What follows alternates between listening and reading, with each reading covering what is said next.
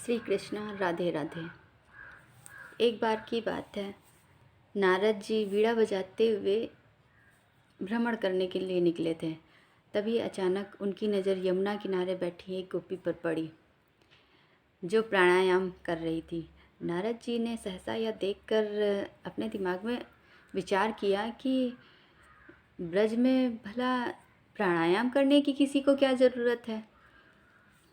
ब्रज में तो ऐसा कोई ध्यान लगाता नहीं है, फिर ये गोपी प्राणायाम क्यों कर रही है। कौतूहलवश वह गोपी के समीप गए और उससे पूछने लगे, हे देवी, आप प्राणायाम क्यों कर रही हो? ब्रज में तो मैंने कभी किसी को प्राणायाम करते नहीं देखा।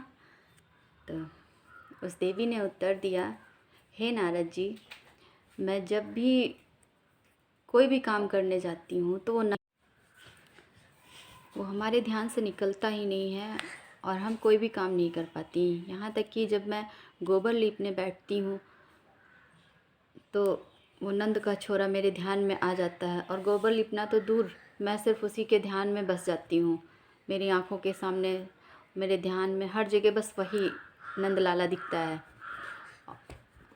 जब मैं रोटी बनाने बैठती हूँ, आटा गूँथती हूँ तो नरम नरम आटे में मुझे कृष्ण के कोमल चरणों का आभास होता है और मैं वहीं रोटी बनाना छोड़कर कृष्ण के ध्यान में मगन हो जाती हूँ।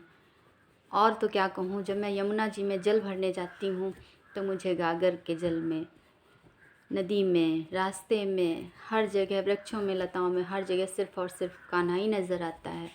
इसीलिए मैं उसे अपने ध्यान से निकालने के लिए प्राणायाम करने के लिए बैठी हूँ।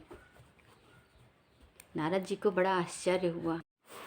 नारद जी ने सोचा कि आज के ज़माने में लोगों को भगवान का ध्यान लगाने की फुर्सत नहीं।